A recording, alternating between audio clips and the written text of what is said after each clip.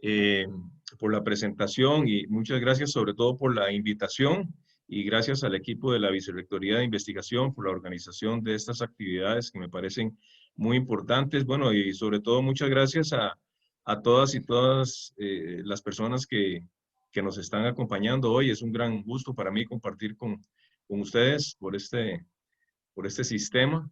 Y bueno, espero que la presentación sirva de reflexión y de motivación para el trabajo que ustedes realizan. De manera que agradezco mucho la oportunidad.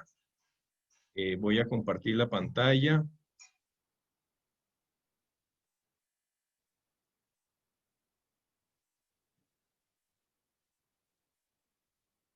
¿La están viendo? Sí. Perfecto. Sí. Entonces, nuevamente, muy buenos días. Mi idea hoy es presentarles una panorámica reflexiva de problematización, digámoslo así, de la situación de la investigación en nuestra universidad. Por eso la he titulado Luces y Sombras, ¿verdad? Quisiera primero hacer un pequeño recorrido histórico, ¿verdad? Porque una pregunta interesante es si siempre las universidades fueron centros de investigación. Ustedes saben que la universidad es una institución que surge en el medioevo, inicialmente en Bolonia en el año 1088 y luego rápidamente se fundan diversas universidades, sobre todo en Europa y luego en otras partes del mundo.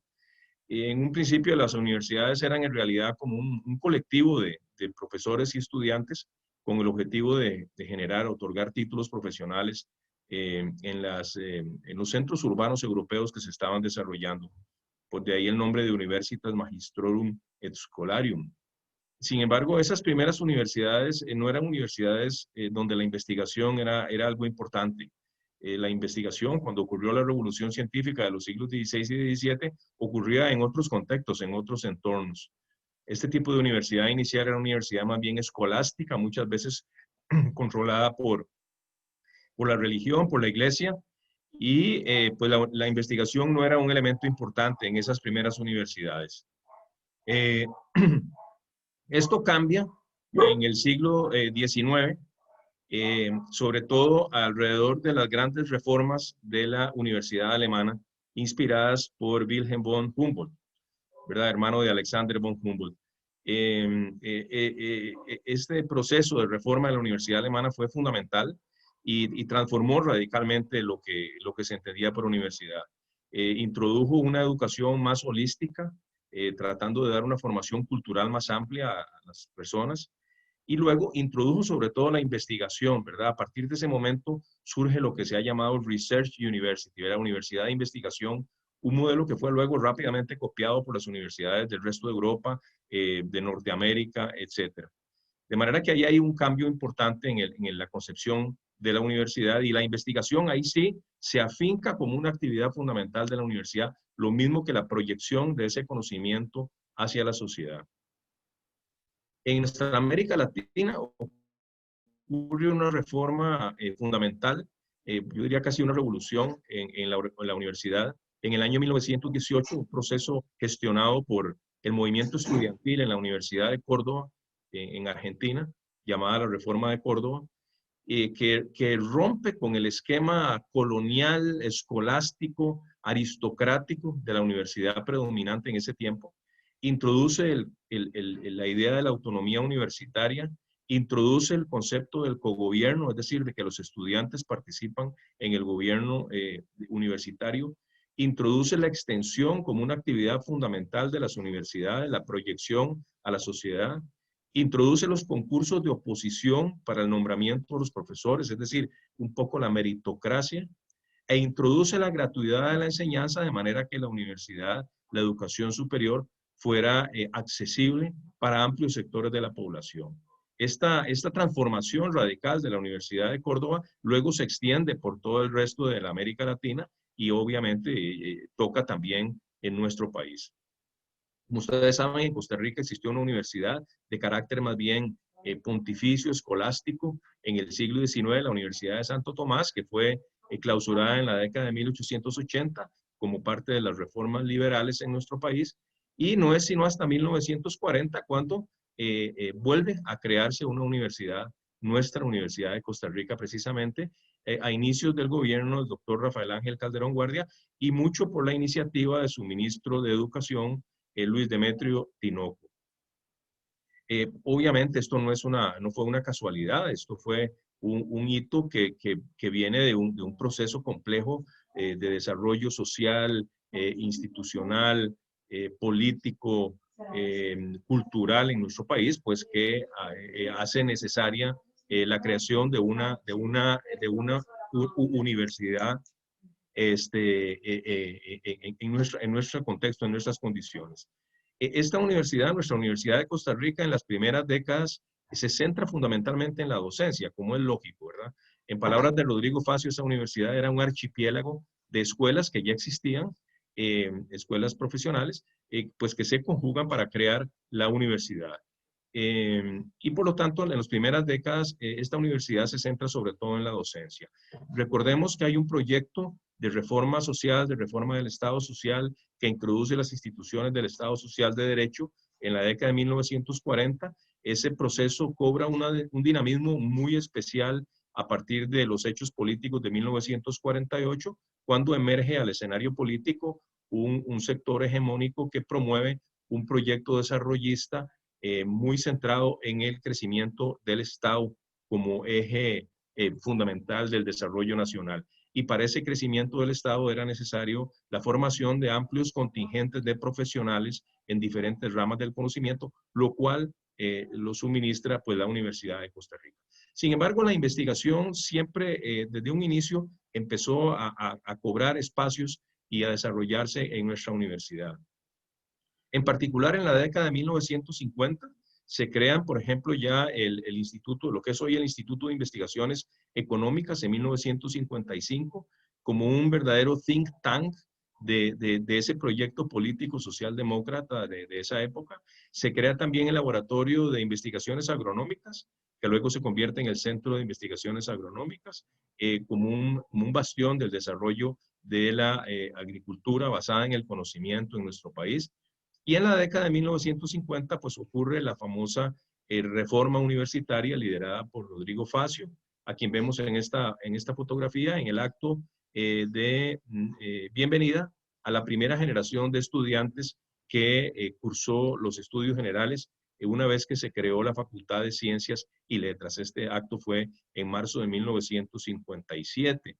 Aquí vemos a personalidades del mundo universitario y político como el profesor José Joaquín Trejos Fernández, don Uladilao Gámez, ministro de Educación, doña Emma Gamboa, etc. Bueno, la reforma universitaria fue un hito esencial, ¿verdad?, que logró convertir ese archipiélago en una unidad al crearse esta Facultad Central de Ciencias y Letras y al crearse este concepto de que todas y todos las estudiantes y los estudiantes debían tener un tronco común de formación humanista ofrecido por los estudios generales y por los cursos de repertorio. Pero además Rodrigo Facio fomentó la formación de personal académico mediante un programa muy ambicioso de becas al exterior que todavía se mantiene en nuestra universidad y luego se empeñó en crear las plazas de tiempo completo para profesoras y profesores, lo cual abrió mucho más espacio para que los y las docentes se pudieran dedicar a la investigación. De manera que esas transformaciones permiten ir abriendo espacio para la investigación en nuestra universidad. En el año 53, producto de la efervescencia académica que había sobre todo en la Facultad de Microbiología, que de alguna manera retoma la herencia de Clodomiro Picado Tuay, se crea la revista de Biología Tropical, que es la revista, digamos, más emblemática de nuestro universo científico y tecnológico. Sin embargo, la verdadera consolidación de la investigación en la Universidad de Costa Rica, yo pienso que llega a partir del tercer Congreso Universitario en 1971 y 1972. Este fue un congreso que cambió radicalmente el fondo y la forma, la estructura de nuestra institución y también sus valores. Se elaboran el nuevo estatuto orgánico, ¿verdad?, con esta filosofía de búsqueda de la excelencia y del bien común. Y a manera de estructura se crean las vicerrectorías de investigación, de acción social, de docencia, de administración y de vida estudiantil. Es decir, la investigación y la acción social se convierten junto con la docencia en los pilares académicos de nuestra institución. Eso le da un gran impulso a la investigación. Y a manera de evidencia de lo que les estoy diciendo, pues en la década de 1970 aparece todo un universo de unidades de investigación, nuevos centros, institutos que van apareciendo en diferentes ramas del conocimiento. Y bueno, este gráfico les refleja lo que ha representado la consolidación de la investigación en nuestra universidad. Este gráfico lo tomé de un libro muy interesante publicado por Agustín Fallas, Anabel Ulate y Suraya Ramírez, que se llama Ciencia, Tecnología y Desarrollo, se consigue en nuestra librería universitaria, y básicamente es un estudio basado en los proyectos de investigación inscritos en la Vicerrectoría de Investigación.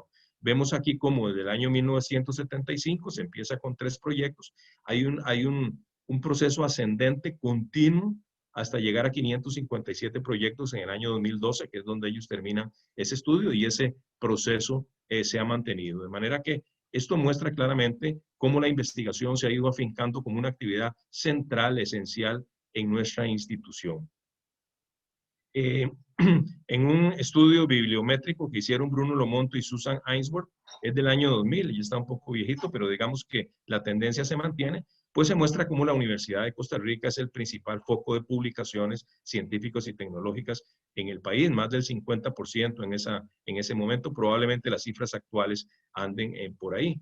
Vemos otras instituciones que también generan publicaciones. Yo pienso que actualmente el trozo del pastel que corresponde al Instituto Tecnológico es mayor, pero esto muestra pues el impacto y la importancia que tiene la Universidad de Costa Rica como el santuario principal de investigación científica y tecnológica en nuestro país.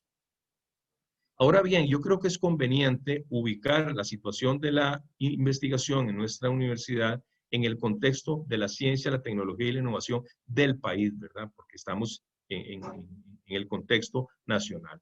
Y en mi opinión, el mejor diagnóstico de la situación de la ciencia y la tecnología en el país es el informe del Estado de la Ciencia, la Tecnología y la Innovación, publicado por el Programa Estado de la Nación en el año 2014.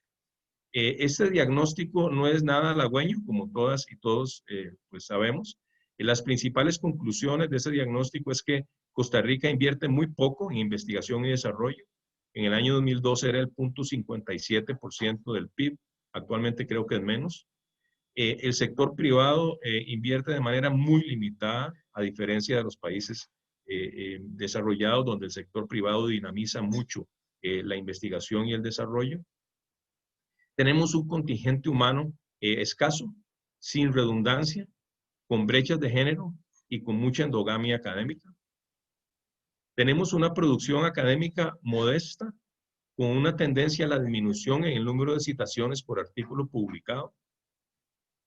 Tenemos una excesiva priorización en las políticas oficiales del gobierno, no de las universidades, del gobierno, hacia la investigación aplicada y el desarrollo tecnológico, en perjuicio de la investigación básica, la investigación social en humanidades, etc. Y tenemos, como sabemos, una desconexión importante, con notables excepciones, pero en general una desconexión entre la generación de conocimiento y los sectores de la sociedad que requieren ese conocimiento. Es decir, es un panorama nacional bastante sombrío. La actualidad política tampoco indica que vayamos a ir mejorando o que estemos mejorando en esta situación, y por lo tanto hay que contextualizar lo que hacemos en la universidad en este escenario nacional adverso. Ahora bien, vimos algo de las luces de la investigación en la Universidad de Costa Rica. Entremos un poco ahora en las sombras, ¿verdad? Y yo creo que la principal sombra es que el desarrollo de la investigación en nuestra institución muestra una gran heterogeneidad. Y en eso nos diferenciamos claramente de universidades más desarrolladas en el mundo.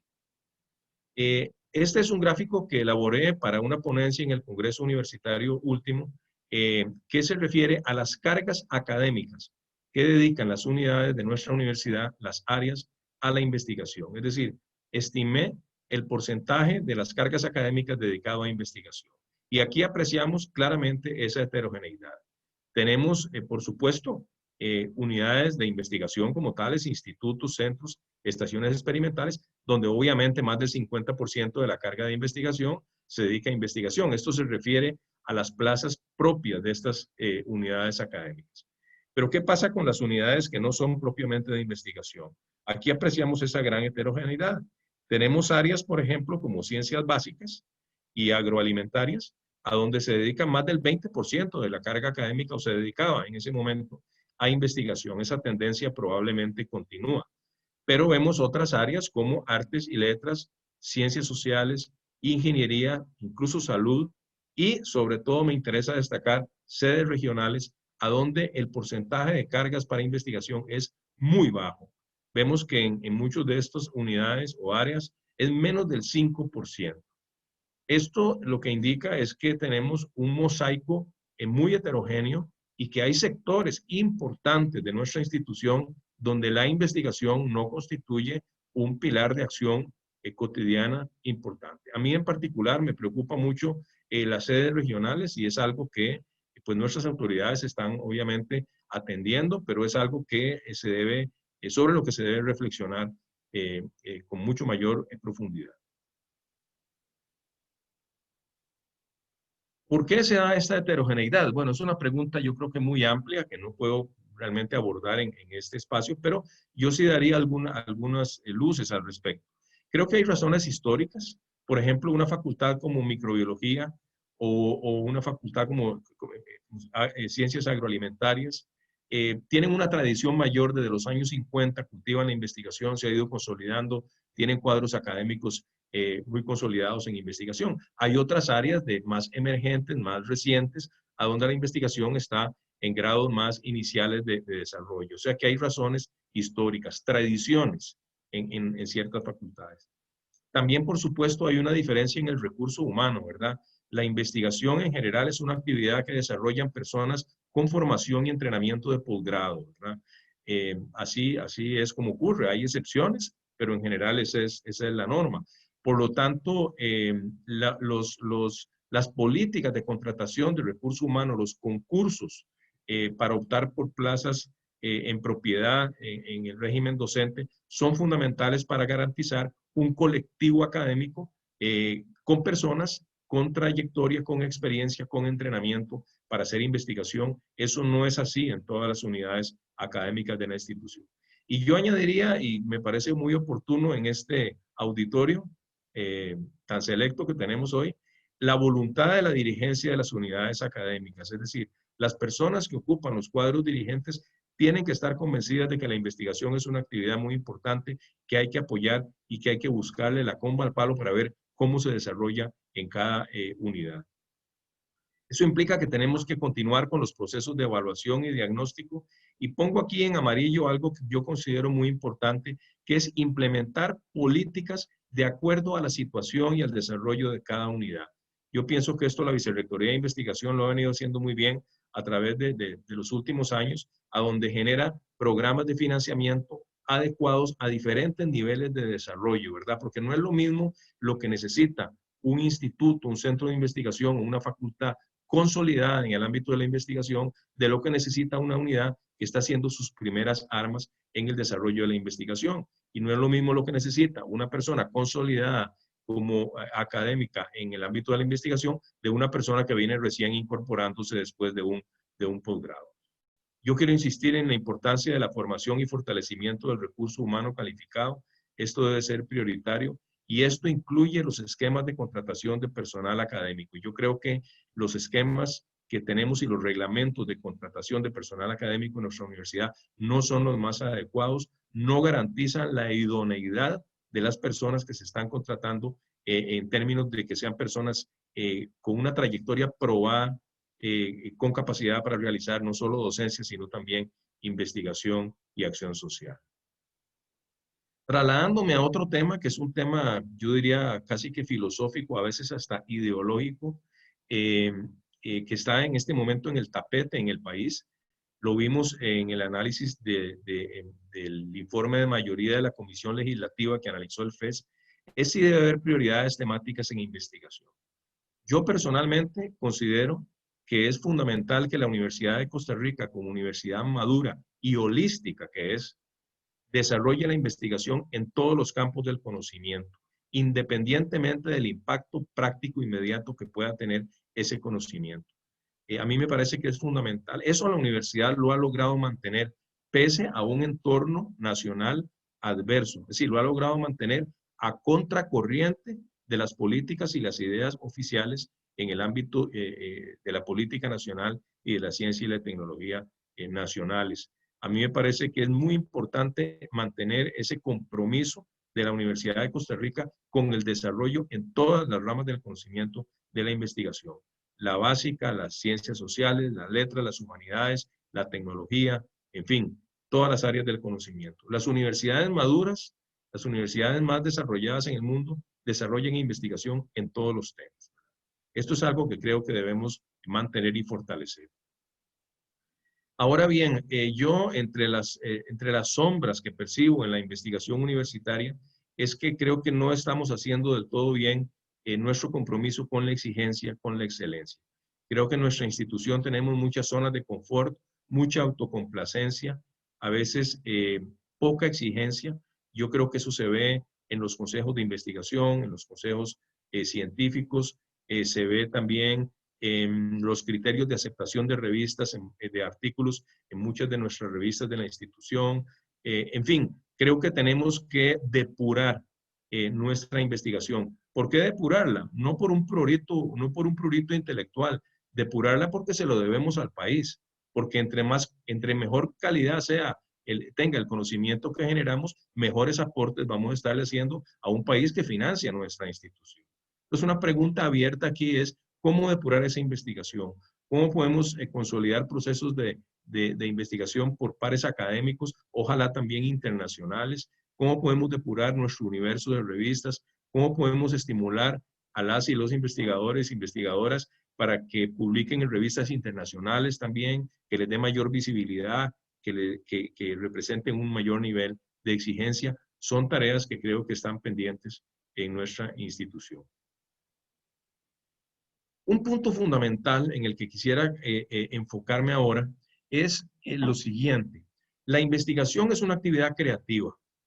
La universidad debería ser un entorno que fomente la creatividad, ¿verdad? La investigación consiste en generar ideas nuevas, hipótesis nuevas, hallazgos nuevos, nuevas visiones de la realidad natural y social. Y sin embargo, yo creo que es un sentimiento común que compartimos muchas y muchos. Sentimos a veces que la universidad, en su crecimiento procedimental, en su crecimiento administrativo, en su crecimiento burocrático, tiende más bien a estrangular, a reducir esos espacios de creatividad en los que surge y se desarrolla la investigación. Entonces, una pregunta importante que yo lanzaría al tapete es, ¿cómo fortalecer entornos de creatividad en la Universidad de Costa Rica? Y aquí presento algunas ideas. Una de ellas es que para generar entornos de creatividad tenemos que tener académicas y académicos con buena formación de posgrado. Yo creo que cada vez las contrataciones de personal académico en propiedad deberíamos consolidar esa tendencia de que sean personas con buena formación de posgrado. La creatividad debería tener más preeminencia en el imaginario institucional. Tenemos una cultura institucional que valora mucho lo administrativo, que valora mucho los puestos de dirección, los puestos políticos, que valora mucho el estatus que surge de ocupar un puesto político y que subvalora la actividad creativa que genera investigación. Yo creo que eso es una cosa muy común en la idiosincrasia latinoamericana que uno no percibe a veces en otras latitudes y es algo que hay que combatir, ¿verdad? Es decir, los puestos obviamente de dirección, como los que ocupan todas y todos ustedes, son puestos muy importantes, de mucha responsabilidad. Es muy conveniente que sean ocupados por personas con una visión académica sólida, ojalá fuera así, pero hay que introducir o consolidar una visión de que la esencia del trabajo universitario no es la gestión, no es la administración, es el trabajo académico de base, a donde surge la creatividad y a donde surge la investigación. Eso es yo creo, como una lucha cultural al interior de nuestra institución. Yo creo que es importante tener en cuenta que la investigación requiere trabajo intenso, Se ha dicho que el trabajo creativo es 90% transpiración y 5% o 10% inspiración, pero yo creo que también es importante saber que para el trabajo creativo de investigación se necesita pausa y tiempo. Se necesita tiempo para pensar, para digerir los resultados, para analizarlos, para conversar, para discutir, para intercambiar ideas. Y en el corre-corre cotidiano que a veces nos ahoga procedimental, esa pausa y ese tiempo muchas veces no aparece. Esto es algo importante a ser considerado. Creo que la creatividad se fomenta mucho mejor en entornos colectivos, entornos que agrupen a personas con mucha trayectoria, personas que están empezando su carrera. Esos entornos favorecen el aprendizaje mutuo, el intercambio de inquietudes, de ideas. Son muy importantes para la formación de posgrado y son muy importantes para resistir las frustraciones producto pues de ese entorno que no siempre es favorable. Creo que necesitamos sólidos programas de posgrado en nuestra institución. El fortalecimiento del CEP es algo fundamental. Creo que necesitamos, y en esto hay mucho que mejorar, esquemas más proactivos de reinserción del personal académico joven. Coincidimos, me parece, en que muchas veces una persona regresa con un posgrado del exterior u obtiene un posgrado en nuestra institución y prácticamente se le tira a la guerra en una carga docente muy grande, en una carga administrativa de comisiones, y en esos primeros momentos del desarrollo académico, a donde una persona empieza a fortalecerse como alguien que genera investigación, muchas veces les ahogamos ese espacio que les permitiría desarrollarse académicamente. Ahí los entornos colectivos son muy importantes, pero ahí también es muy importante la visión de la dirigencia de las unidades académicas para darle a esas personas que regresan un espacio para su desarrollo. Recordemos que alguien que saca un PhD es una persona que apenas está empezando. Lo que tuvo fue un entrenamiento para hacer investigación. No es una investigadora o un investigador consolidado. Es en los primeros años de su reinserción cuando se puede consolidar o cuando se puede frustrar como una persona que se desarrolla en investigación. De manera que el entorno nutricional en esos primeros años de reinserción es fundamental. Y luego, por supuesto, la creatividad se favorece mucho con políticas de cooperación internacional que permitan a las personas crecer y consolidarse. Creo que es fundamental en nuestra institución apostar a lo interdisciplinar, a lo transdisciplinar, es decir, al respeto epistémico. Partimos del supuesto de que los temas más importantes en nuestro país y en el mundo son temas complejos, temas que requieren un abordaje inter y transdisciplinario. Y ojalá en nuestra institución rompamos eso que Rodrigo Facio llamaba el archipiélago, rompamos esa visión gremialista, disciplinar, de subestimación de otras áreas del conocimiento, nos acerquemos más unas y unos a otras y otros y formemos colectivos inter y transdisciplinarios que nos permitan abordar con más éxito proyectos de investigación cada vez más ambiciosos y amplios. La institución obviamente está haciendo esfuerzos importantes en este sentido, promoviendo estas cosas, pero creo que desde las unidades académicas se puede también fomentar muchísimo esta tendencia. Volviendo a lo de internacional, a mí me parece fundamental, y yo sé que la institución lo está promoviendo fuertemente, una política proactiva y eficaz de alianzas internacionales que contribuyen a consolidar nuestro entorno académico. Y me refiero a alianzas con el norte global, pero también con el sur global, alianzas en nuestra región, alianzas en América Latina, alianzas con África y con Asia, y por supuesto alianzas con Europa, Norteamérica, Australia, Japón, etcétera. Ahora bien, para promover esas alianzas internacionales, tenemos que tener capacidad de interlocución académica. Es decir, las alianzas internacionales no se logran por decreto. Ahora mencionaba Adrián la preocupación de que pocos grupos han aplicado por estos fondos internacionales. Bueno, a mí me parece que no es fácil, ¿verdad?, entrar en este entorno de internacionalización. Y el primer requisito para hacerlo es contar con grupos académicos de buen nivel, que puedan ser interlocutores, digamos, adecuados a nivel internacional, ¿verdad? Entonces, la cooperación pasa por el desarrollo de nuestros propios grupos de investigación. Pero es importante promover es importante buscar esas alianzas, esos mecanismos. Y yo aquí quisiera mostrarles cómo eso se ha venido dando en nuestro universo académico costarricense.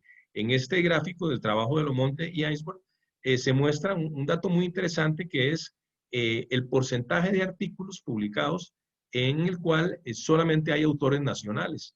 Y vemos como desde los años 80 al 98, y esa tendencia ha continuado, el porcentaje de artículos con solo autores nacionales ha venido descendiendo, lo cual muestra claramente, fehacientemente, que nuestra comunidad académica busca la internacionalización, busca esas alianzas, y esa es una tendencia que hay que consolidar. Ahora, yo quisiera aquí apuntar, y volviendo al tema a veces del ahogamiento burocrático, que las alianzas internacionales hoy día en el mundo académico global se manejan de la manera como describe esta autora Caroline Wagner en este libro The New Invisible College, se manejan más como cooperaciones fluidas, dinámicas, no necesariamente formales ni estructuradas. Es decir, surgen primero como un contacto entre colegas en un congreso, en un intercambio por correo electrónico, a raíz de la lectura de un artículo que fomenta la comunicación entre personas, surgen esos entornos más espontáneos, más interpersonales, más fluidos, más dinámicos. Surgen, se hacen, desarrollan alguna actividad conjunta, se deshacen o se consolidan, pero es en ese entorno más fluido a donde hoy día se construye la cooperación internacional. Entonces, los convenios deben ser corolario, no prefacio para la cooperación internacional. Muchas veces, si se nos pone a elaborar un convenio, un colega o una colega de otro país sale corriendo, porque lo ponen a llenar formularios, lo ponen a dar una serie de detalles para los cuales no está interesado.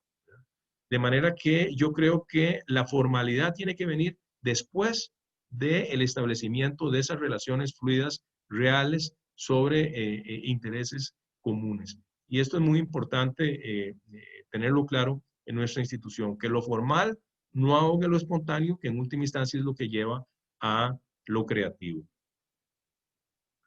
Me voy a trasladar ahora a otro punto que es fundamental, también de carácter filosófico, y es cómo nuestra investigación y nuestra universidad puede responder a las necesidades y las demandas de los sectores externos que reclaman atención y generación de conocimiento sobre sus problemas. Bueno, esta pregunta es esencial en el contexto actual de la crisis tremenda generada por la pandemia de COVID-19, ¿verdad? ¿Cómo puede la universidad proyectarse mejor a la sociedad? A mí me parece que es que no es válido y que es muy injusto la crítica que se hace a veces externamente de que la universidad está desconectada de la realidad y de que la universidad es una torre de marfil. Yo creo que la Universidad de Costa Rica desde sus orígenes ha tenido un vínculo muy fuerte con la sociedad a muchos niveles, pero eso hay que mejorarlo, hay que reflexionarlo y hay que consolidarlo. Y aquí quisiera introducir un concepto muy interesante de este sociólogo portugués, un pensador importantísimo en nuestros días, Boaventura de Sousa Santos. Al analizar las universidades públicas y el contexto tan conflictivo y tan difícil en el que nos desenvolvemos, él comenta que las universidades están recibiendo dos tipos de presiones externas. Lo que él llama la presión hiperprivatizante, que consiste en la presión para que la universidad se incorpore en la lógica del mercado. Es decir, la presión de sectores que tratan de que la universidad funcione más como una empresa que como una institución de educación superior y que lleva demandas sobre todo de parte del universo económico productivo privado hacia la universidad.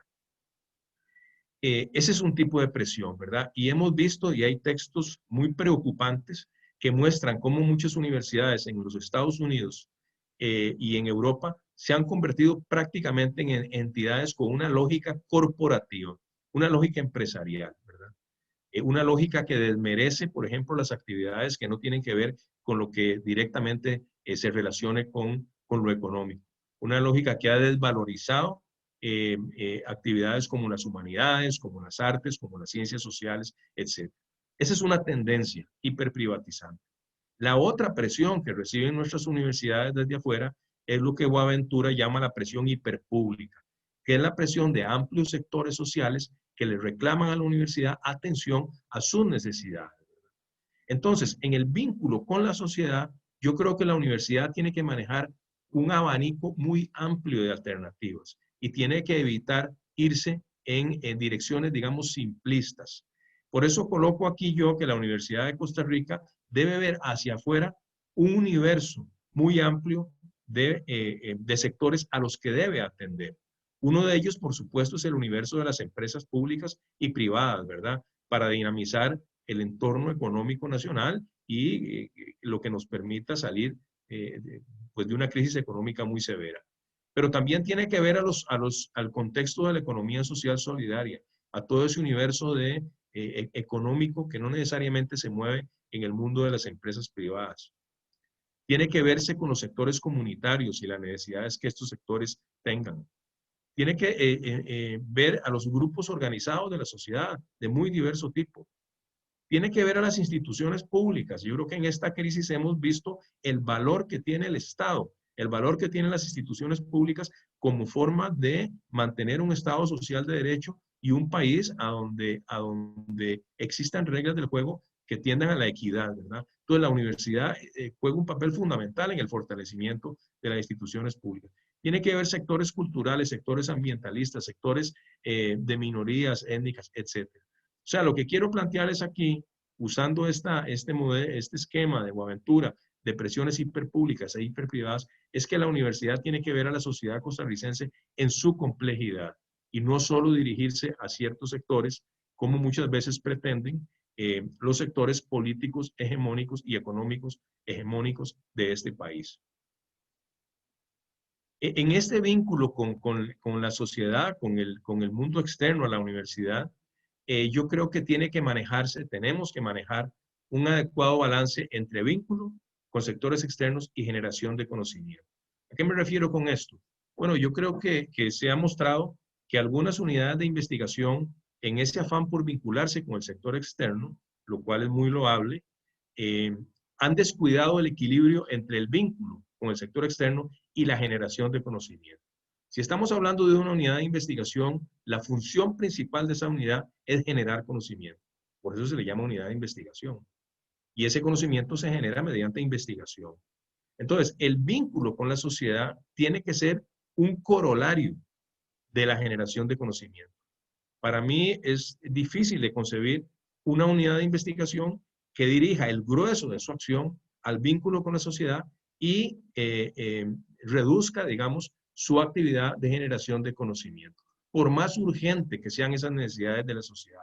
De manera que ese equilibrio entre la generación de conocimiento mediante la investigación y la proyección a la sociedad tiene que estar muy de la mano. En mi opinión, no tiene sentido generar un vínculo con la sociedad, aunque sea un vínculo que pueda generar réditos económicos, si ese vínculo no responde al desarrollo académico de los grupos, ¿verdad? El vínculo tiene que venir como consecuencia del desarrollo académico. Y aquí quisiera mencionar brevemente este debate que a veces se hace en nuestra institución, esta dualidad entre el vínculo remunerado y no remunerado. Yo creo que hay que evitar una visión excluyente, dicotómica de estas dos formas de vincularse con la realidad. La universidad se vincula con la realidad de muy diferentes maneras. En algunos casos, ese vínculo puede ser remunerado y hasta es conveniente que sea remunerado. De manera que yo creo que no hay que satanizar el vínculo remunerado. ¿Por qué? Porque son sectores de la sociedad que pueden pagar esos servicios y porque además es dinero fresco que entra a la institución. Sin embargo, yo creo que hay que tener mucho cuidado a la hora de manejar el vínculo remunerado porque muchas veces se ha ido fuera de control. ¿En qué medida se ha ido fuera de control? En primer lugar, puede generarse un desequilibrio entre el vínculo remunerado y el vínculo no remunerado. Es decir, si concentramos nuestros esfuerzos en el vínculo remunerado porque nos genera réditos, vamos a descuidar sectores de la sociedad que no pueden pagar por los servicios que la universidad da. Son los sectores más vulnerables y son sectores a los que nos debemos. De manera que hay un riesgo de priorizar el vínculo remunerado porque genera réditos económicos. El otro riesgo es que dado que es un vínculo que genera réditos, que ese vínculo remunerado se hipertrofie y perjudique el desarrollo de la investigación en los centros de investigación.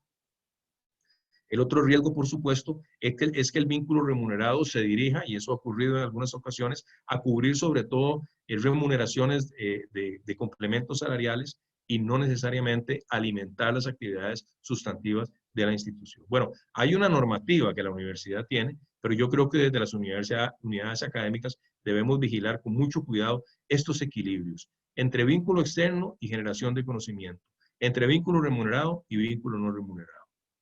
Son reflexiones continuas, ¿verdad?, que se deben hacer en nuestras unidades académicas. ¿Qué se prevé, en mi opinión, para el futuro en la investigación de la Universidad de Costa Rica? Bueno, voy a contestar esa pregunta con preguntas. Lo primero sería, ¿cómo fortalecer la investigación en un entorno político y económico adverso? ¿Verdad? Existe el riesgo con las restricciones presupuestarias, con la hostilidad que muestran ciertos sectores políticos y económicos externos, de que la investigación se pueda contraer por falta de presupuesto o por falta de visión dentro de la institución, se pueda contraer y vayamos convirtiendo nuestra universidad cada vez más en una universidad fundamentalmente docente, a donde la investigación y la acción social vayan disminuyendo su espacio. Esto es muy peligroso y hay que combatirlo. ¿Cómo mantener y fortalecer esa integralidad de fomentar todas las áreas del conocimiento? Yo creo que hay que mantener las políticas que la vicerrectoría ha tenido en ese sentido. ¿Cómo mejorar el financiamiento con fuentes internas y externas? Vínculo remunerado, proyectos internacionales, consorcios internacionales como estos de los que hablaba Adrián, etcétera. ¿Cómo fomentar el trabajo inter y transdisciplinario y el uso óptimo de los recursos? Por ejemplo, la política que ha tenido la institución de adquirir equipos pesados, ubicarlos en determinados laboratorios, pero que den servicio a muchos otros grupos y unidades, es la vía correcta, ¿verdad? No la apropiación feudal de equipos o recursos, como ha ocurrido muchas veces en el pasado. ¿Cómo consolidar un contingente de personal académico de alto nivel? Esto es fundamental, ¿verdad? ¿Cómo fortalecer el posgrado? ¿Y cómo relacionar el posgrado con la investigación cada vez más? Y luego, cómo proyectar ese conocimiento hacia la sociedad en el contexto de una filosofía de procura del bien común, de manera que nuestra universidad funcione con una filosofía de universidad pública y no con una filosofía corporativa que nos aproxime cada vez más a parecernos a una empresa y no a una entidad pública de educación superior. Concluyo diciendo que en buena medida me parece que el futuro de nuestra universidad va a depender de cuán sólido sea su investigación, su posgrado y su vínculo con la sociedad, lo que nos va a dar legitimidad en el mundo académico por un lado y legitimidad en nuestra propia sociedad. Agradezco nuevamente la oportunidad de compartir con ustedes estas reflexiones y quedo en la mejor disposición de escuchar las visiones que ustedes tengan, las preguntas que tengan a bien hacer y nuevamente muchas gracias. Muchas gracias a usted, don José María. Realmente maravillosa la presentación. Ya tenemos algunas preguntas en el chat que Laura Suárez nos ha hecho el favor de sistematizar. Entonces vamos a iniciar con las consultas para usted, don José María, si le parece. Perfecto. Bueno, la primera que tenemos por acá de don José Ángel Vargas, él quería preguntarle a don José María sobre las prioridades de la investigación en la universidad para los próximos años y sobre el papel que tienen las personas jóvenes en la investigación en nuestra institución. No sé, don José María, si quiere que le haga, tenemos 3 preguntas primero, ¿le hago las 3 o prefiere ir contestando una por una? Ok, vamos a ver, esa sería prioridades y el papel de la gente joven, ¿verdad? ¿Perdón? Disculpe. Esta sería sobre las prioridades de investigación y el papel de la gente joven. Ajá, correcto. Ok, si quieres, anotemos las 3 y yo después las contesto, ¿está bien? Listo. Doña Ana Isabel nos consulta sobre, desde su experiencia también como coordinador de las relaciones internacionales en el ICP, el rol que debe asumir el aparato administrativo universitario para facilitar esa internacionalización de la que ya hablábamos, de la investigación que se realiza en nuestra universidad.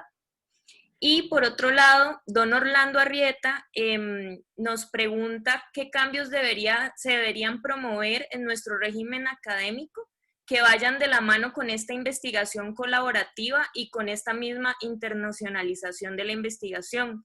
Y ahí un poco en la misma línea, Luz Vázquez hacía una pregunta un poco más abierta de cómo promover esa investigación grupal transdisciplinar. Entonces ese sería nuestro primer bloque.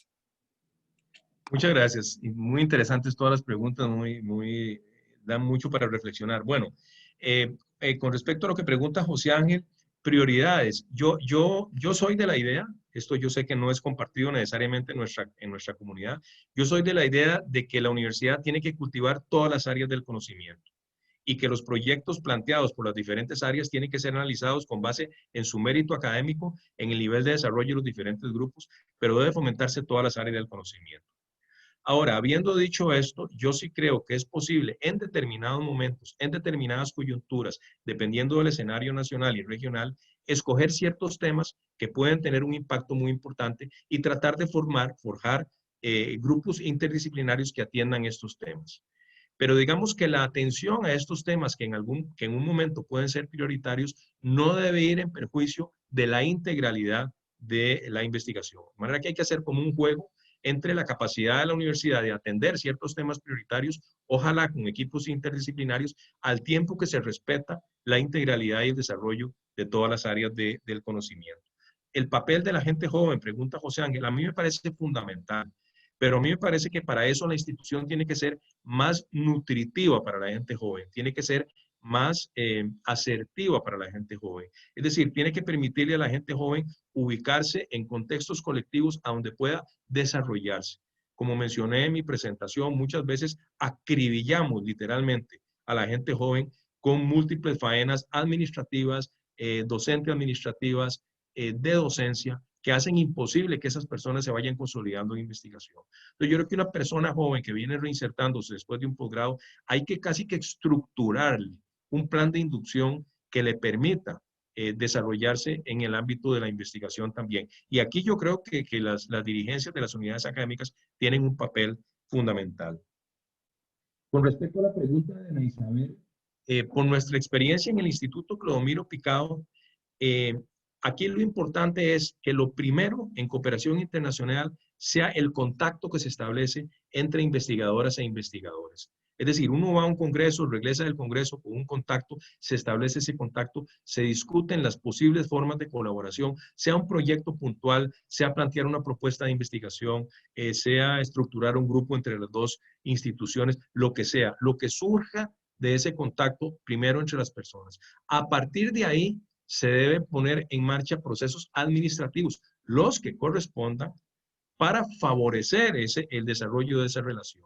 A veces lo que yo siento que ocurre en nuestras instituciones de educación superior es que se pone la carreta delante de los bueyes, se pone primero lo administrativo y luego se pone a las personas académicas a acomodarse a una dinámica o una estructura administrativa que más bien ahoga el interés que hay. Y muchas veces simplemente la gente dice, no, ya no voy a participar con esa colaboración porque implica un manejo administrativo complicadísimo.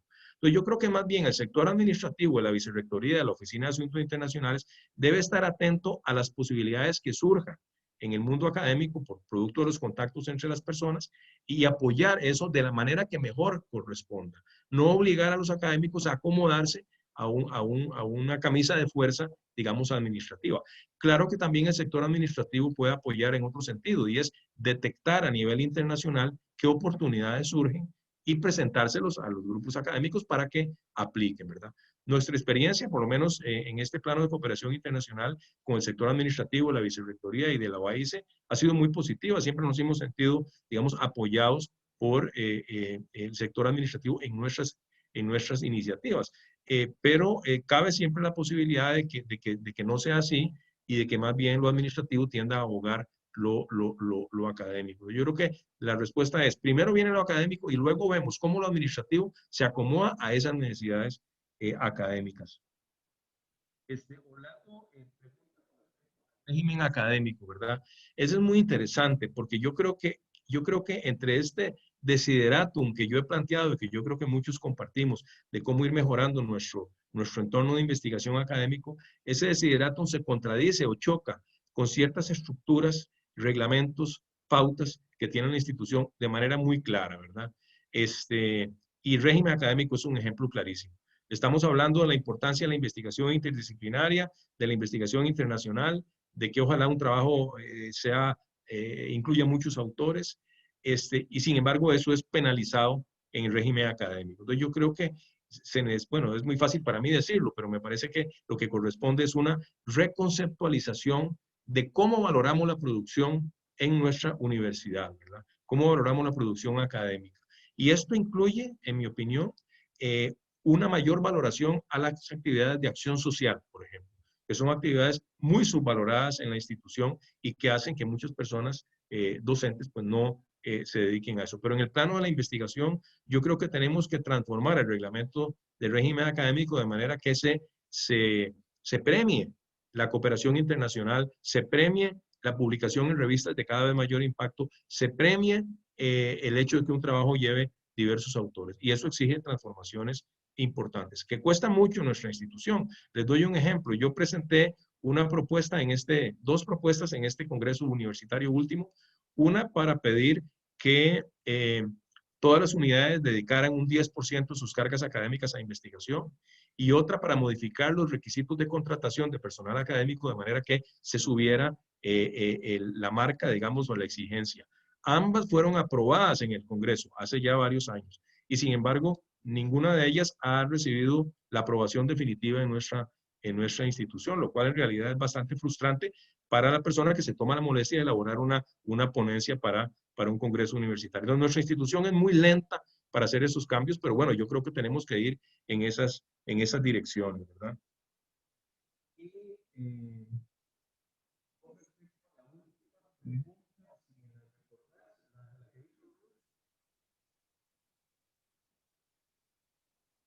Gracias, sí, esas eran el primer bloque. Adelante, Laura. Faltaba una del primer bloque, la de Luz. No, ella preguntaba en línea con lo que don Orlando consultó sobre los cambios en el régimen, cómo promover la investigación grupal transdisciplinar. Yo creo que hay que promoverla de dos formas. Una formal y otra, digamos, cultural, llamémoslo así. La cultural es que estemos convencidos de que el conocimiento es mejor si se genera en entornos colectivos y transdisciplinarios. Yo creo que eso es una convicción, ¿verdad? Es decir, si uno cree que uno lo mejor que puede hacer es seguir en su propia disciplina, pues siempre hay espacio para la investigación unidisciplinar. Siempre habrá personas que prefieren trabajar así. Yo creo que la universidad tiene que permitirlo. Pero yo creo que tenemos que fomentar una cultura institucional que nos haga ver que el trabajo colectivo, interdisciplinario, pues es un trabajo que tiene mucho mayor posibilidad y proyección. Eso, digamos, en lo que yo llamaría cultural. Y luego, en lo formal, modificar los reglamentos que haya que modificar de manera que ese trabajo transdisciplinario, interdisciplinario, sea premiado y no castigado como ocurre en este momento en el régimen académico. Perfecto, muchas gracias, don José María. Teníamos una última para usted y luego pasaríamos a un segundo bloque que es más como desde la posición de la vicerrectoría. Nos preguntan, no tengo el nombre del usuario, pero si estaría usted de acuerdo en que en la universidad se centre más en la creación de doctorados más que en maestrías, y si se deberían potenciar esos doctorados ya existentes. Bueno, yo pienso con respecto a eso lo siguiente. Un posgrado tiene que ser el corolario del desarrollo académico de un grupo.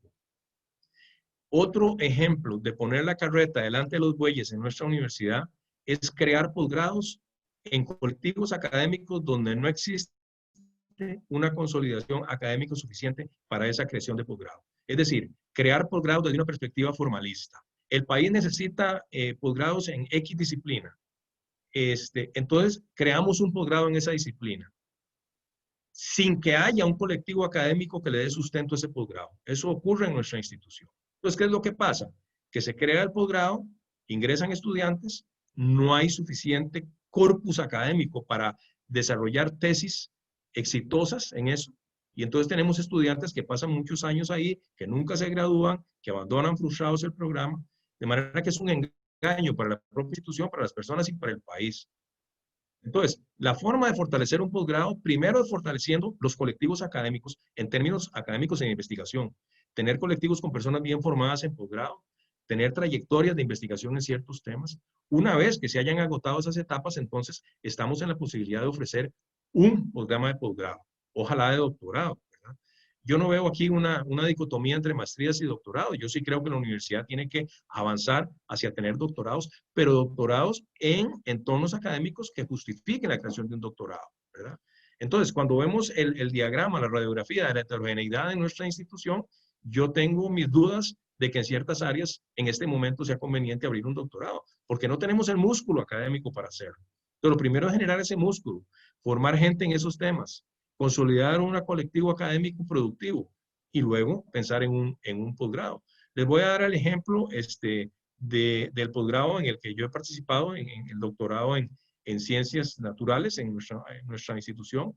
Durante muchos años se intentó hacer eso y habíamos personas que cuestionábamos la creación de ese doctorado porque sentíamos que todavía no había el músculo académico, el cuerpo académico para hacerlo. En un momento determinado, después de un análisis del universo, de personas de la universidad, etcétera, llegamos a la conclusión de que sí sí tenía la institución esa posibilidad. Se creó ese doctorado y bueno, creo yo que ha sido un doctorado muy exitoso, un doctorado que ha permitido grabación de muchas personas con proyectos de investigación muy consolidados, porque son proyectos que parten de grupos de investigación que ya están consolidados. Entonces fue un doctorado que surgió en el contexto de un colectivo académico que permitía generar ese posgrado. Entonces a mí me parece que la idea no es tanto si la universidad debe generar nuevos doctorados. La pregunta es cómo fortalecer las áreas académicas que no están tan fortalecidas, de manera que como parte de esa evolución, en algún momento se pueda crear un doctorado, ¿verdad? Perfecto, muchas gracias, don José María. Ahora tengo en lista algunas preguntas que tal vez don Adrián, como vicerrector, nos pueda aclarar. Doña Luz nos pregunta cómo lograr que en todas las unidades de investigación se cuente con presupuesto para investigar.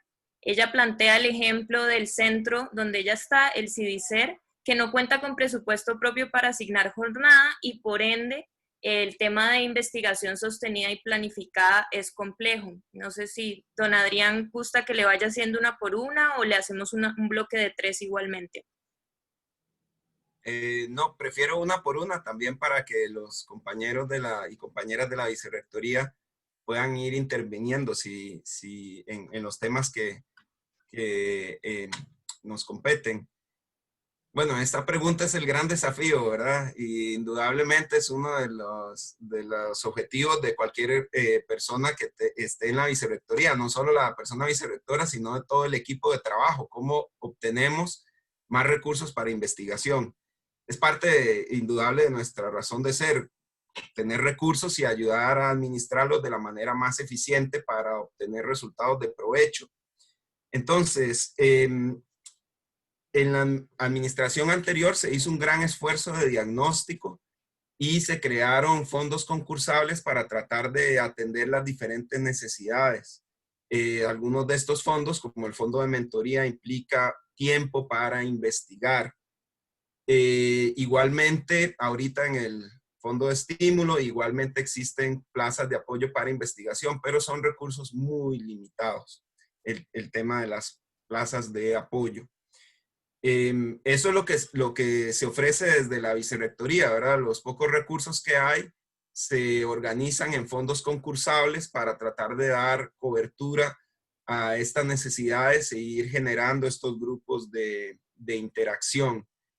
Que luego, ya como bien veíamos en la charla de don José María, la evolución natural de estos fondos de la vicerrectoría sería hacia fondos internacionales más grandes, ya que aún, por ejemplo, el fondo de grupos, que es el más grande que tenemos en la vicerrectoría de investigación, no se compara con los recursos que se pueden obtener en las convocatorias internacionales. Pero para llegar ahí, pues hay que seguir un cierto proceso y eso es lo que se busca con estos fondos. Fondo semilla, fondo de mentoría y fondo de grupos. Actualmente está el fondo de estímulo, que es otra manera, estimulando a los investigadores, las personas investigadoras para que participen en estos concursos. Pero indudablemente, y yo estoy clarísimo de eso, ¿verdad? Es muy difícil dirigir un proyecto si no se tiene el tiempo, si se está ahogado dando clases, quedó muy claro en la presentación de don José María, es una de las sombras, ¿verdad?, de la investigación, el no contar con tiempo suficiente. Y pues es un tema que nos va a llevar más tiempo definitivamente como institución. Eso es lo que le podría decir. Comparto totalmente y especialmente se ve muy claro, ¿verdad?, la necesidad de apoyar más a los centros de investigación de sedes regionales y a las personas de sedes y recintos, definitivamente. No sé si algún otro colega de la vicerrectoría quiere intervenir en cualquier momento, nada más me dice, no hay problema. Esta fue como un poco general. ¿Cuál sería la siguiente? Bueno, por acá John Zanabria nos pregunta, en este contexto, que ya conversábamos un poco de pandemia y también considerando la función central que tienen los centros de investigación, él quería saber cuál es la posición que tiene la vicerrectoría sobre habilitar más bien o permitir el acceso a los centros de investigación a aquellos estudiantes que están desarrollando trabajos finales de graduación durante esta pandemia para que puedan completarlos. Muchas gracias. Bueno, excelente pregunta, don Gianni. Es una pregunta que nos atañe a todos. Bueno, a la gran mayoría, ¿verdad? Todos estamos muy preocupados por el tema de los estudiantes afectados por la pandemia, los TFGs, que se puedan graduar. Ahora, esta no es una decisión de la vicerrectoría. Nosotros como vicerrectoría nos corresponde acompañarlos y tratar de digamos, facilitar el proceso de diálogo, pero las decisiones de presencialidad están reguladas por el Consejo de Rectoría y el órgano operativo es el CCIO o Centro Coordinador Institucional de Operaciones. Como ustedes saben, se presentaron una serie de protocolos para presencialidad, los cuales se pueden ejecutar hasta que el Ministerio de Salud, que es el ente rector en esta área, determine que hemos entrado a la fase 4 de reapertura económica. Actualmente las condiciones son sanitarias, son quizá las peores en toda la pandemia, muy cerca de la saturación de la UCI. Y hoy estamos incluso con una orden sanitaria a nivel institucional para no realizar actividades masivas. Entonces vean que las circunstancias no son muy favorables. Ahora, desde el inicio de la emergencia se ha mantenido la participación de los centros en la atención de la pandemia e igualmente don Francisco Saborío, que es el coordinador, el director de gestión de la investigación, que está acá en esta actividad y a quien pronto le cederé la palabra. Desde el inicio de la pandemia, bueno, no de la pandemia, de esta gestión de transición, Francisco se integró al CCIO como la voz de la Vicerrectoría de Investigación, porque definitivamente en una institución tan grande, que se ve ella misma como una institución de docencia, ¿verdad? Principalmente, vean que incluso en esta charla queda muy claro que en muchas unidades la investigación es una parte muy pequeña de su quehacer, mientras en otras sí es más significativo, pero globalmente no se identifica y muchas veces los temas de investigación no se ve, digamos, se tratan en este tipo de grupos. Eso se solucionó con la participación de don Francisco en el CCIO, pero definitivamente la restricción de presencialidad de estudiantes es muy fuerte. Hemos tenido reuniones con el CCIO y bueno, en ese tema de detalles específicos, sí me gustaría darle la palabra a Francisco. En cuanto a los TFG, la parte de virtualidad y las disposiciones especiales, ya hay una circular nueva para este semestre, que es la circular 11. Igual por acá está don Denis Campos, si más adelante hubiera alguna consulta legal, que ha estado asesorando en este tema desde el punto de vista legal.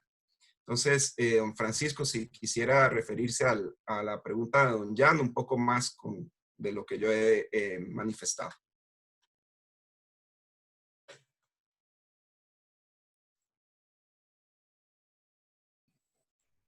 Está por acá, lo vi hace rato. Aquí estoy. Gracias. Sí, es que no tenía acceso al micrófono. Sí, buenos días a todos. Buenos días, Adrián. Usted bien lo describió claramente cuál es la situación. Desde la Vicerrectoría de Investigación nos hemos involucrado con el ente rector en este momento en el tema de salud, con el Consejo de Rectoría, con la CCIO, que es el ente ad hoc que está apoyando a la rectoría en este tema, y hemos tratado de lograr la mayor participación de los centros de investigación en temas de presencialidad. Esto se ha logrado y se ha evidenciado, digamos, con los permisos que tienen los centros de investigación que trabajan en temas relacionados con el COVID. También hay legislación o directrices en el tema de los estudiantes de posgrado que están desarrollando sus estudios en estas áreas, y se permite la presencialidad de los mismos. Se apoyó también con el tema del desarrollo de los protocolos, el tema de los aforos en las diferentes áreas de investigación, que ha sido un tema esencial para permitir presencialidad en los lugares, y las plantillas de presencialidad. Paralelo a esto, como usted bien lo mencionaba, ha habido una normativa que le corresponde a la Vicerrectoría de Investigación en los temas de trabajos finales de graduación. Es la Vicerrectoría la encargada de dictar, cuando no está normado, cómo se tratan los casos especiales, y estamos definitivamente ante un caso especial. Pero como bien dijo usted, don Adrián, la normativa en el tema de salud no la determinamos nosotros. Tenemos una dirección, directrices emanadas directamente del Ministerio de Salud, desde el Consejo de Rectoría, que limitan esto. La Vicerrectoría sí ha tratado de normar y apoyar a los estudiantes en cuanto a los que están realizando los trabajos finales de graduación, porque conocemos que los trabajos finales de graduación no son procesos, y estoy seguro que don Denis puede ampliarnos en esto, no son procesos como los cursos que se pueden detener. Hay una continuidad inherente al proceso de investigación. Entonces, lo que se ha proveído es una herramienta para que los estudiantes puedan continuar, extender, tener un periodo gratuito adicional, pero esto también se va generando, es una normativa que se va generando conforme la pandemia va avanzando. Se planteó primero una respuesta en el primer semestre, pero al entrar al segundo semestre, volver a enfrentarnos a esta situación, se emitió esta segunda resolución, la número 11 de la Vicerrectoría de Investigación.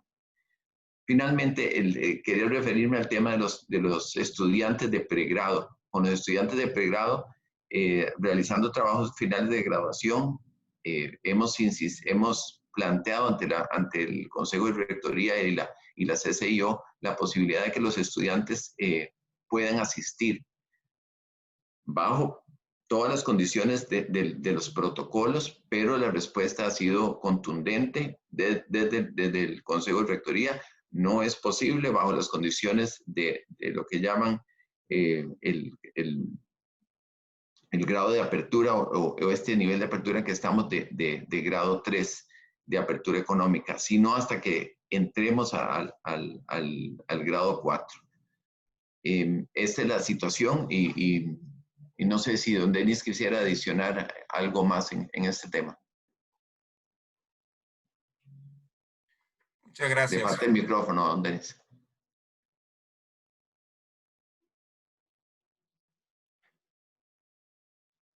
Ya casi se lo habilitan, don Denis. ¿Quién maneja el micrófono? ¿Listo? Ok, ya puedo. ¿Me escuchan? ¿Me escuchan? Sí, okay. Señor. Perfecto. Bueno, buenos días a todos. Tal vez para tratar de dar una respuesta muy sintetizada, el asunto es así. La posición de la Vicerrectoría sobre el acceso de estudiantes a las unidades académicas de investigación para trabajos trabajos finales de graduación es que sí es posible, que sí se puede. Los trabajos finales de graduación, básicamente con nivel de presencialidad, son las prácticas dirigidas y los proyectos, ¿verdad? Eso por supuesto que nada impide que cualquier otra tesis o seminario pueda requerirlo, pero básicamente los que más han preocupado por las consultas son los de un nivel de presencialidad, como, insisto, proyectos y prácticas dirigidas. Lo que hemos dicho es que se mantienen vigentes todas las modalidades y que efectivamente se pueden realizar, se pueden matricular, se pueden seguir aprobando, siempre y cuando las comisiones de trabajo final de graduación traten de ajustar los protocolos de investigación lo más que sea posible a las condiciones que se tienen en este momento. Ahora, otra cosa importante es que para poder desarrollar esos trabajos, se viene recomendando que las unidades académicas o las unidades académicas de investigación desarrollen protocolos de presencialidad que deben ser aprobados por la CCO, ¿verdad? Y comunicados a la Vicerrectoría de Investigación. Una vez que eso pasa, parte del procedimiento es que la CCO, solicita que una vez aprobado el protocolo de presencialidad, la Vicerrectoría de Investigación otorgue la autorización para el desarrollo de esas actividades. Ahí, en este caso, como lo ha señalado don Adrián, la Vicerrectoría, en este caso él, antes de dar esa autorización por este acuerdo que ellos tienen, de previo lo somete a la consideración del Consejo de Rectoría. Ahora, ese es el procedimiento o la posición institucional que tenemos como Vicerrectoría de Investigación. Sin embargo, tenemos que tener claro que esa posición de no entorpecer los procesos de trabajo final de graduación de los estudiantes y permitir el acceso, en la medida de lo posible, a las propias instalaciones universitarias y que las comisiones definan cuáles actividades pueden desarrollarse y en qué centros, incluso externos, dependerá, obviamente, de los pronunciamientos o las medidas sanitarias vigentes. De tal forma que, como ya lo han señalado don Francisco y don Adrián, si en determinado momento no se permite el ingreso, por ejemplo, a la universidad misma, pues no podrá desarrollarse la medida interna institucional, ¿verdad? Entonces, ese es el juego que tenemos que estar valorando, ¿no? Pero en términos generales, la posición es que sí podemos desarrollar las actividades en medio de la pandemia para no obstaculizar el desarrollo de los estudiantes. Ahora, dependerá siempre, insisto, un poco, no me gusta tanto decirlo, pero un poco estamos sujetos a esto ¿cómo es que dicen? El martillo y el baile, ¿verdad? Entonces, siempre que el baile se permita, pues podremos recibir a los estudiantes en los centros de investigación. Cuando vengan los cierres, pues desgraciadamente no se podrá. Eso es en síntesis, ¿verdad? La forma. Y me parece importante el tema de que bueno que están todos aquí presentes para que comunicar que deben establecer esos protocolos internos y tramitarlos ante la CCO de presencialidad, si aún no los tienen, para que se contemple la forma en que van a hacer la actividad presencial de sus estudiantes en sus centros, si es que los van a desarrollar. No sé si hay alguna pregunta para Don Denis, en esta línea nos pregunta don Esteban Avendaño que qué pasa con el caso de laboratorios, por ejemplo, cuyas instalaciones no cumplen con los requisitos sanitarios para operar. Dice, él plantea el ejemplo de los aires acondicionados, que si se ha tomado alguna medida para solucionar esta situación. Bueno, esa es una pregunta más técnica, pero con todo respeto me parece que cae por su propio peso, ¿verdad? Eso me parece que tiene que dictaminarlo la CCO, ¿verdad? Pero si no cumple con las condiciones, pues posiblemente o tenga que rectificarse la situación o no podrán operar. Pero eso es algo más de la CCO, ¿verdad? Pero me parece que iría por ahí el tema, ¿verdad? Muchísimas gracias. Y bueno, la última pregunta que tenemos para don Adrián, no sé si don José María también tiene algo que comentar ahí. Ahí veo, perdón, una pregunta ahí sobre del IARTE, sobre los asistentes. Sí tenemos, sí se pueden programar actividades con asistentes y para eso hay todo un protocolo de presencialidad de la Vicerrectoría de Investigación, el cual yo los invito a que lean, a que estudien y que ha sido emitido, no sé, es portal de la investigación, ¿verdad? pero se contemplan todas las medidas para la presencialidad en los diferentes centros, las medidas de distanciamiento, tanto para funcionarios, y contempla el tema de los estudiantes, tanto los que son asistentes como los que por algún motivo tienen que realizar actividad como los trabajos finales de graduación. Y de ahí también podrían tomar insumos para desarrollar los propios protocolos. Muchas gracias, don Denis. Y bueno, volviendo a la otra, que creo que es un poco más en cuanto a estructura, don Luis Aragón nos consulta si está vigente hoy el modelo de que los centros e institutos de investigación puedan tener su propio personal, o es oficial la tendencia a que los centros dependan directamente de las escuelas con las que están asociados. Ok, bueno, yo le puedo decir que no hay ninguna política oficial en ese sentido. Definitivamente no he escuchado nada ni es algo que tengamos una posición al respecto. Muchas gracias, don Adrián. Con eso concluiríamos con las preguntas que teníamos en el chat. No sé si alguien más... Laura, perdón, hay un par de comentarios en el chat a los que yo quisiera referirme. Adelante, don José María, sí, claro. Sí, hay un punto que yo creo que es muy interesante en la institución, obviamente trasciende la investigación, pero creo que hay que reflexionar más sobre eso, y es el tema de los docentes interinos, ¿verdad? En condiciones de interinazgo.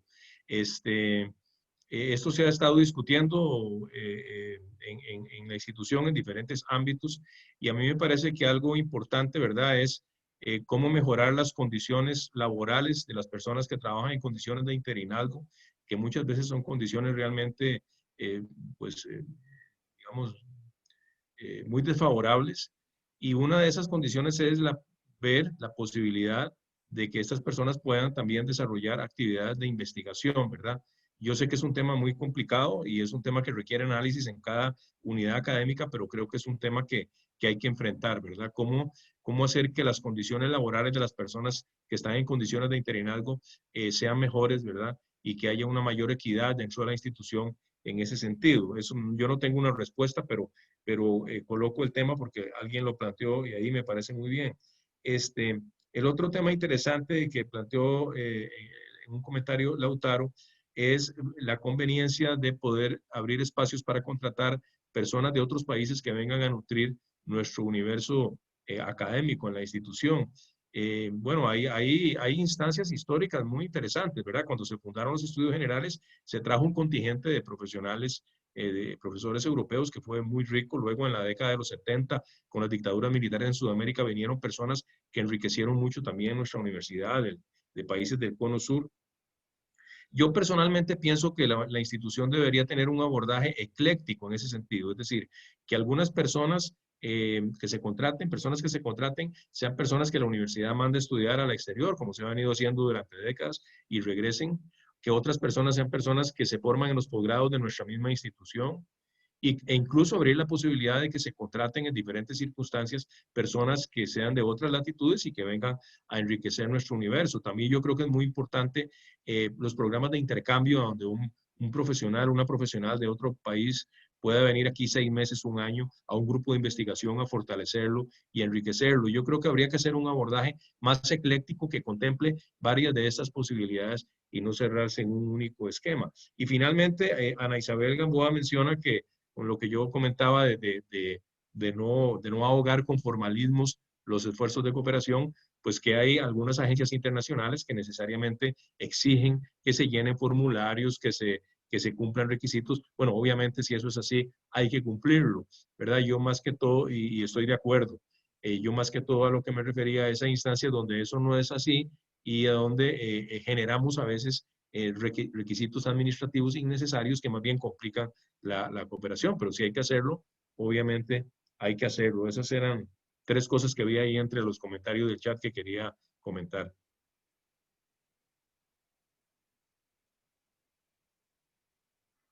Muchas gracias, don José María. Entonces, con eso concluiríamos las preguntas y comentarios que teníamos en el chat. Don Adrián. Muchas gracias. Tenemos espacio para hacer algunas consultas más Ahorita en el chat tenemos una de Javier Tapia. Si alguien quiere pedir la palabra, puede hacerlo a través del chat en la sección de participantes. Ahí tienen una manita azul. Por favor, si quieren intervenir en esta fase final, pueden hacerlo levantando la mano para que podamos darle la palabra de una manera ordenada. En el chat nos pregunta a don José María Javier Tapia que si crees que algún día podamos convertirnos en una universidad investigadora. Y si es así, ¿qué pasos deberíamos dar para lograrlo? Bueno, yo creo que esa es la gran pregunta, ¿verdad? Yo diría que habría por lo menos 3 cosas que considerar. Una, garantizar que las unidades académicas estén constituidas por personas con buena formación de posgrado con entrenamiento en investigación. Ese es un requisito sine qua non. Esa sería una. Segundo, que ese piso tan bajo que tenemos en las cargas académicas asignadas a investigación y en las actividades de investigación en muchas áreas se suba, de manera que el piso de la institución, y de ahí un poco mi ponencia en el Congreso, que el piso sea ojalá 10%, 15% de cargas académicas dedicadas a investigación. Y el tercer elemento sería ya algo que tiene que ver más con las autoridades y la administración superior, una convicción de que la investigación es importante y darle el apoyo que corresponda en términos de plazas, en términos de cargas, en términos de presupuesto, en términos de priorización institucional. Yo creo que esas serían 3 tareas que yo vería como necesarias para que la UCR se convierta realmente en una universidad de investigación, ¿verdad? Vamos en ese camino, pero creo que faltan bastante por avanzar. Muchas gracias. Hay otro tema que comparte don Eric en el caso de traer personas del extranjero, la limitación que representa no tener el título reconocido en CONARE, incluso para reclutar costarricenses, talento que está en el exterior. Pues es una situación compleja, indudablemente. No sé, don José María, si usted tiene alguna opinión al respecto. Es decir, yo creo que ese es un ejemplo clarísimo de donde hay un desfase entre lo que se necesita y lo que obviamente se necesita y la realidad, digamos, administrativa, procedimental de nuestro país, en este caso el reconocimiento de títulos, ¿verdad? Y ahí yo creo que hay que hacer un esfuerzo para que de la comunidad académica, digamos, fluyan esas ideas hacia esas estructuras administrativas en CONARE, en las vicerrectorías, en la rectoría, en oficinas coadyuvantes, de manera que se vayan transformando los procedimientos y se vayan haciendo más compatibles con lo que creemos que debe ser un entorno más favorable para la investigación. Yo creo que es una labor política de transformación de todas esas prácticas y mecanismos que entorpecen el buen desarrollo. Y ese ejemplo que pone Eric es uno muy claro, ¿verdad? Muy bien, muchas gracias. Yo me disculpo con la audiencia porque no tenemos habilitada la opción de la manita. Entonces, si alguien quiere pedir la palabra, tendrá que hacerlo por el chat. Ahí nos disculpamos. Cuestiones técnicas del Zoom. Bueno, acá don Eric también se refiere al tema de carga docente para los investigadores. Sí, definitivamente es parte de ese plan de reinserción, ¿verdad? Que hablaba don José María.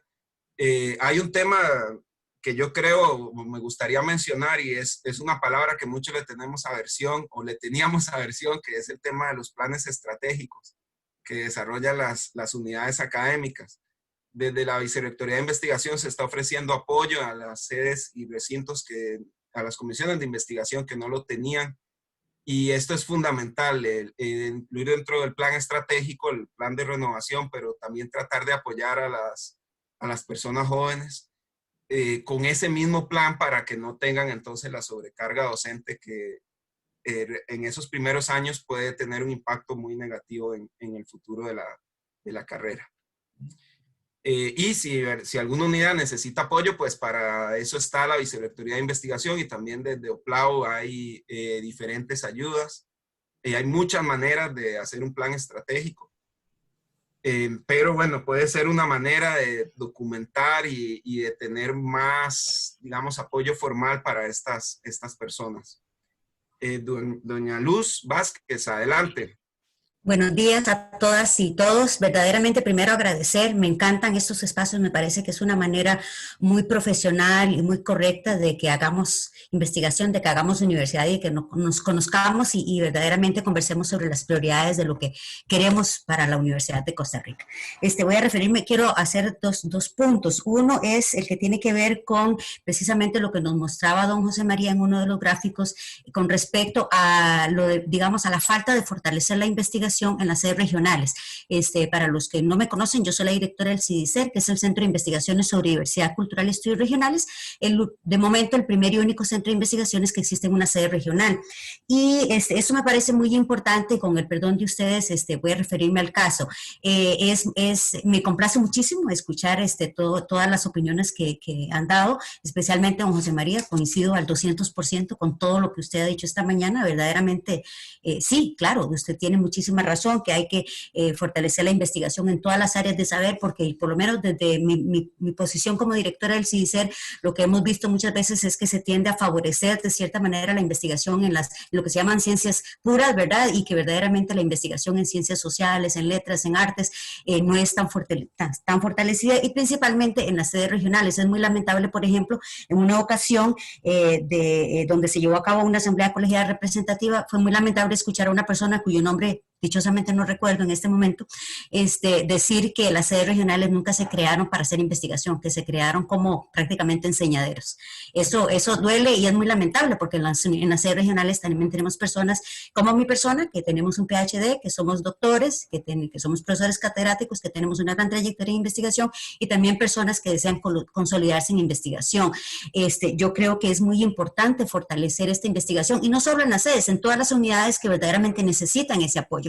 Pero yo creo que eso solo se logra en la medida en que se fortalezca la Vicerrectoría de Investigación, porque por más que yo vaya a llorarle, bueno, en este caso a Adrián, cosa que no he hecho, pero sí lo he hecho en la gestión anterior, es tocar puertas que no se pueden abrir, porque la Vicerrectoría no cuenta con ese presupuesto. Yo creo que hay que ordenar la casa desde arriba, y como decía don José María, es verdaderamente darle las herramientas a las diferentes entidades, en este caso a la Vicerrectoría de Investigación, dígase presupuesto, para que la Vicerrectoría pueda accionar, porque la Universidad de Costa Rica, la Vicerrectoría de Investigación, el presupuesto que tiene es presupuesto de apoyo o fondos concursables. Entonces, por ejemplo, en una entidad como por ejemplo la sede de Occidente, si nosotros nos arriesgamos a tocar un presupuesto que es de docencia para hacer investigación, inmediatamente la Vicerrectoría de Docencia, dependiendo de quién esté allí, nos va a decir, un momentito, ese presupuesto es para docencia, no lo pueden tocar para investigación. Bueno, entonces, ¿de dónde lo agarramos? Entonces, yo creo que es muy importante que las autoridades de la universidad, como autoridades, llámese todas las vicerrectorías, el Consejo de Rectoría, la Rectoría,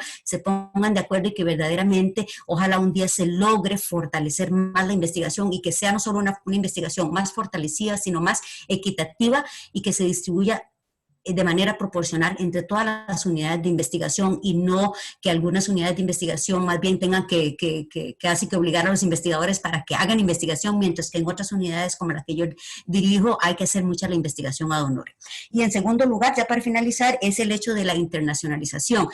Igual, o sea, para poder lograr eso hay varias cosas. Por ejemplo, en el CIDICER me complace decir que nosotros tenemos un plan estratégico, y que de ese plan estratégico nos gustaría agarrarnos para pedir más apoyo, pero resulta que no podemos planificar, no podemos proyectarnos, no podemos casi fortalecer mucho la investigación, porque va a depender de lo que nos quieran donar diferentes entidades para el próximo año. Entonces, como directora del centro, ¿cómo voy a fortalecer la investigación y exigir que tenga internacionalización, que sea transdisciplinar, etcétera, si no cuento con los recursos para poder decirle a las personas investigadores, por favor, mire, nosotros los podemos apoyar, porque no lo tengo? Entonces, ¿cómo hacemos para apoyar? Entonces, eso para resumir, quiero decir que creo que sí, definitivamente estas decisiones deben tomarse desde arriba, de tal manera que se pueda permear y llegar a beneficiar pues a todas las áreas de saber en todas las regiones de la Universidad de Costa Rica, porque la Universidad de Costa Rica debería ser solo una, llámese sedes regionales, llámese Rodrigo Facio. Eso es lo que quería decir, y verdaderamente muchas gracias. Me parece que estos encuentros son muy, muy importantes. Muchas gracias, doña Luz. Don Francisco, que ha estado a cargo en esta administración de transición, precisamente ese punto va a referirse a esta consulta. Gracias. Yo quería referirme a esto y tal vez hacer más evidente este apoyo que se viene dando desde la vicerrectoría, desde la administración de don Fernando y por dirección de don Adrián, se ha mantenido claramente en esta administración de transición, y es el apoyo a las sedes regionales en la parte de investigación. Las sedes regionales reciben en este momento anualmente la posibilidad de recibir fondos hasta por 125 millones de colones, distribuidos en fondos semillas, en fondos de grupo, en fondos de mentoría y en fondos de estímulo. Adicionalmente a eso, la posibilidad de acceder en fondos de semilla, de mentoría, de estímulo, a un cuarto de tiempo de apoyo de la vicerrectoría. Entonces, entonces sí ha habido una decisión digamos, de la administración de hacer lo que doña Luz menciona, de que la universidad es una, y es una desde todos sus puntos de vista. Cuando hablamos de sedes regionales y hablamos de sedes como sede Rodrigo Facio. Entonces, somos todos sedes y todos hacemos investigación, todos hacemos docencia, todos hacemos acción social, pero ha habido un apoyo dirigido, o sea, dirigido específicamente a las sedes regionales, a pesar de estar divididas en las mismas 6 áreas que existe la distribución de las áreas académicas en la universidad. Hay una distribución igual para sedes regionales. Entonces se les da un apoyo positivo directamente a esto de las sedes. Y tal vez esto le ha faltado a la Vicerrectoría de Investigación comunicarlo con más, de una manera más decidida. Entonces, por eso aprovecho esta oportunidad para que lo conozcan, para que lo aprovechen, para que concursen, porque los fondos están ahí para fomentar esa investigación. Gracias. Muchas gracias, Francisco. Un tema que no había comentado es la consulta que nos hacían sobre los presupuestos ordinarios. Es decir, hemos hablado de los fondos concursables, pero ¿qué pasa con las personas investigadoras que están en un paso previo, que necesitan datos preliminares? Ahí es donde sigue abierta la convocatoria a proyectos de fondos ordinarios. Sin embargo, los recursos son limitados y es algo en lo que estamos trabajando, maximizar en la medida de lo posible el presupuesto que se va a asignar a fondos ordinarios. Este es un problema estructural también, como hay muchos presupuestos proyectos en fondos ordinarios, y es muy difícil para la vicerrectoría discriminar cuáles merecen más apoyo que otros. Entonces, si uno está en una situación donde es un investigador joven y necesita que lo apoyen en fondos ordinarios, ahí es donde el Consejo Científico, la Comisión de Investigación, debería priorizar esos proyectos. Esto que estoy diciendo, yo sé que es difícil, es polémico, es complicado. Lo que les puedo decir, sí, es que el compromiso de la Vicerrectoría de Investigación actual es maximizar lo que se va a otorgar a fondos ordinarios una vez cumplidos los compromisos con los fondos concursables. Y es un tema definitivamente de mucho debate para el futuro, para la próxima administración, este tema. Muy bien. Tenemos una consulta de doña Luz Marina de seguimiento, mientras don Francisco lo analiza. Nos consulta del CIMAR si existe un curso obligatorio para los profesores que quieren ingresar en régimen académico. ¿No se debería organizar un curso similar sobre diferentes aspectos de investigación? Sí, o como una escuela de investigadores, diría usted, don Ingo. Eso se inició en la administración anterior y se generaron una serie de insumos que ya están colgados, e igualmente estamos trabajando en esta administración en generar esas especies de tutoriales, guías y demás recursos para apoyar a las personas investigadoras. Es otro de los temas que siempre hay grandes oportunidades de mejora, ¿verdad? Mejorar la comunicación entre las personas investigadoras y la vicerrectoría. En este caso, las personas gestoras muchas veces son la cara de la vicerrectoría. También desde la unidad de promoción hay mucha experiencia. y sí se está trabajando en eso, como usted señala, Domingo, de que las personas tengan más acceso a la información, más apoyo, para que les sea más fácil, digamos, esa transición cuando se reincorporan o cuando ya son personas docentes, pero inician en sus primeros proyectos. Bueno, podemos ir haciendo el cierre. No sé, don José María, si quisiera agregar algo más.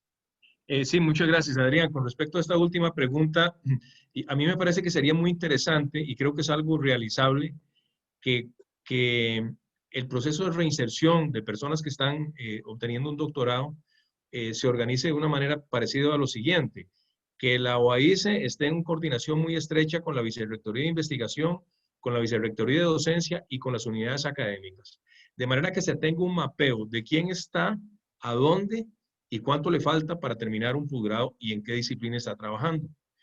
Que un año, medio año antes de que esa persona concluya, se estructure entre la unidad académica, la Vicerrectoría de Docencia, Investigación y la OAICE, y bueno, y por supuesto de común acuerdo con la misma persona, un programa de reinserción de esa persona. Es decir, que el programa no se empiece a discutir cuando la persona regrese, sino que ya se tenga un programa de reinserción. Y por ejemplo, si esa persona pertenece a una unidad académica donde no hay mucha investigación, que por lo menos por un tiempo se le pueda ubicar en un colectivo a donde sí haya una actividad de investigación desarrollándose para que se fortalezca ahí y luego vaya a su misma unidad a fortalecer la investigación.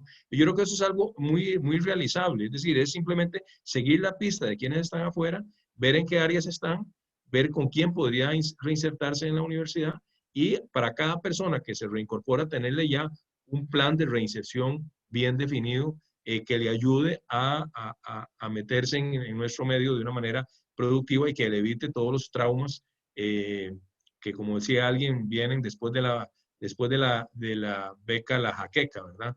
De manera que yo creo que eso es algo que se podría implementar fácilmente con las estructuras actuales. Solamente eso, ¿no? Y Adrián y demás compañeras y compañeros, realmente les agradezco mucho la oportunidad. Me ha dado mucho gusto compartir estas reflexiones. Por supuesto que no son reflexiones terminadas y yo creo que pues de lo que se trata es de seguir discutiendo estos temas en nuestra institución para ver de qué manera podemos convertirnos realmente en una universidad de investigación como todas y todos pretendemos. Así que muchísimas gracias y me ha dado mucho gusto compartir con ustedes el día de hoy. Muchísimas gracias, don José María, y muchas gracias a todos los participantes. Laura nos compartió en el chat el portal de la Vicerrectoría de Investigación, también el portal de Ciencia en Todo para que lo puedan visitar. Ahí hay muchos recursos para la divulgación de la investigación. El video de la actividad se va a colgar en esa página. Además va a haber un reporte escrito de esta discusión y todas las preguntas quedan sistematizadas en el chat, de las cuales también haremos un análisis para ver si se nos quedó alguna por ahí. Muchísimas gracias de verdad a todos y que tengan un excelente fin de semana. Por favor, cuídense mucho y cuiden mucho a sus familias. Muchas gracias. Seguimos en contacto. Que tengan un buen día.